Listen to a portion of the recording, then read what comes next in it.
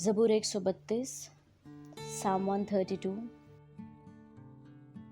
اے خداوند داؤد کی خاطر اس کی سب مصیبتوں کو یاد کر کہ اس نے کس طرح خداوند سے قسم کھائی اور یعقوب کے قادر کے حضور منت مانی کہ یقیناً میں نہ اپنے گھر میں داخل ہوں گا، نہ اپنے پلنگ پر جاؤں گا، اور نہ اپنی آنکھوں میں نیند، نہ اپنی پلکوں میں جھپکی آنے دوں گا، جب تک خداوند کے لیے کوئی جگہ اور یعقوب کے قادر کے لیے مسکن نہ ہو۔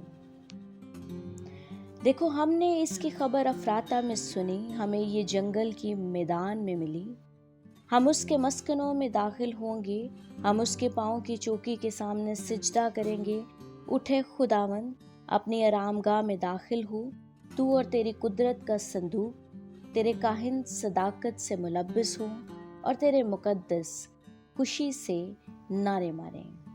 اپنے بندہ داؤد کی خاطر اپنے ممسوح کی دعا نامنظور نہ کر۔ خداوند نے سچائی کے ساتھ داؤد سے قسم کھائی ہے، وہ اس سے پھرنے کا نہیں، اور میں تیری اولاد میں سے کسی کو تیرے تخت پر بٹھاؤں گا۔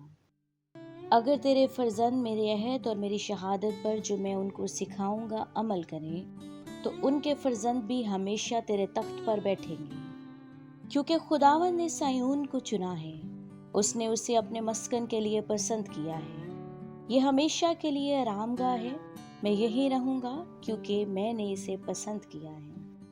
میں اس کے رزق میں خوب برکت دوں گا، میں اس کے غریبوں کو روٹی سے سیر کروں گا، اس کے کاہنوں کو بھی میں نجات سے ملبس کروں گا، اور اس کے مقدس بلند آواز سے خوشی کے نعرے ماریں گے۔